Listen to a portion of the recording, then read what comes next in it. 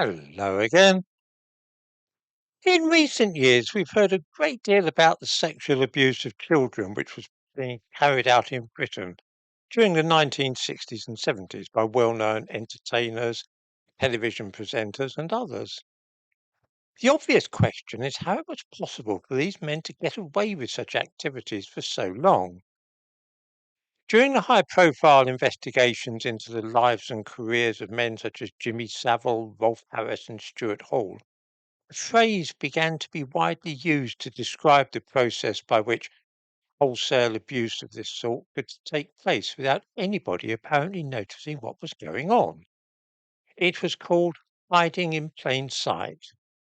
So commonly did the expression crop up in this connection that when a biography of the disc jockey Jimmy Savile was published in 2015, it bore the title In Plain Sight. Just how was this possible? The answer is that British society as a whole connived, turning a blind eye to and even winking knowingly at such goings on. This situation continued well into the 1980s. Let me give a concrete example of what I am talking about. As late as 1986, a major British film was produced featuring a subplot involving sexual activity between a schoolgirl and a teacher who had seduced her, and this is presented in a light-hearted and supposedly amusing fashion. Clockwise, starring John Cleese, Penelope Wilton, and Alison Steadman, was essentially a comedy road movie in which Cleese and a schoolgirl attempt to reach an important conference in time for him to give a speech. In the course of the journey, the girl reveals that she's having an affair with a married teacher, but this is played for laughs. The teacher himself is shown to be a bumbling comic character, and we are invited to accept this dreadful business as being a bit of harmless fun.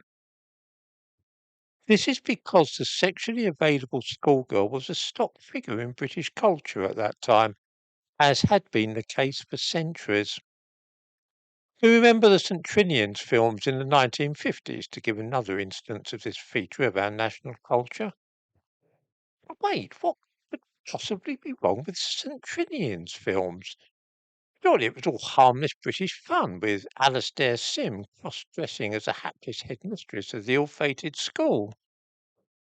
There was, in fact, a distinctly dubious and unsavoury side to these films, which exemplified the problem and laid the foundations for the ready acceptance of Jimmy Savile's conduct by those who were aware of it. Rash Harry, played by George Cole in the St. Trinian's films, ran the St. Trinian's matrimonial agency, arranging dates with wealthy men and schoolgirls. Once again, the idea that schoolgirl brides are somehow a desirable thing. In one of the films, a schoolgirl gets a job as a skipper, a stripper.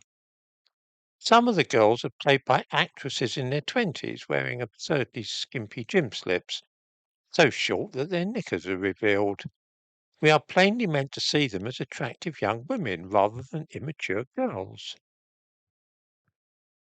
It is this sexualization of schoolgirls and acceptance of them as being appropriate targets for male attention, which was hiding in plain sight in the 1960s and 1970s when people like Jimmy Savile were operating. Things have mercifully changed since then, and a middle aged man today who expressed an interest in having sex with or marrying a schoolgirl would be viewed askance. But at the time when the baby boomers were growing up, it was felt by many to be no more than a bit of saucy fun.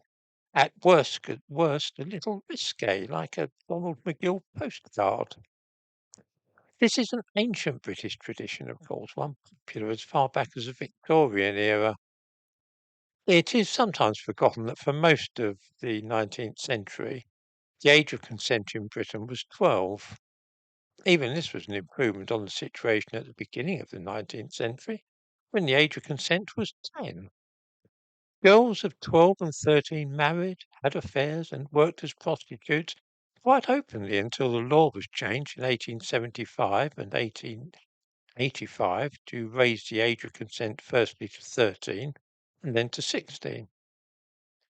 But sexual activity with young girls was so common as to be unremarkable is neatly indicated by reading what the London correspondent of the French newspaper Figaro had to say of London in the early 1870s. He describes how every evening towards midnight, more than 500 girls in ages between 12 and 15 parade between Piccadilly Circus and Waterloo Place, that is, on a stretch of ground no more than 300 yards long. There was evidently no secret about the fact that children were openly prostituting themselves in the heart of London's West End. Even more surprising is the fact that although the age of consent for sexual activity outside marriage was raised to 16 in 1885, it remained 12 for the purposes of marriage. It was not until the passing of the Age of Marriage Act in 1929 that it became unlawful to marry a 12-year-old girl. Within living memory of people still alive, 12-year-old girls were getting married in this country. This, of course, has a bearing on how children that age were viewed in the recent past. Attitudes which lingered on until the 1960s, 70s, and, as I say, even the 1980s.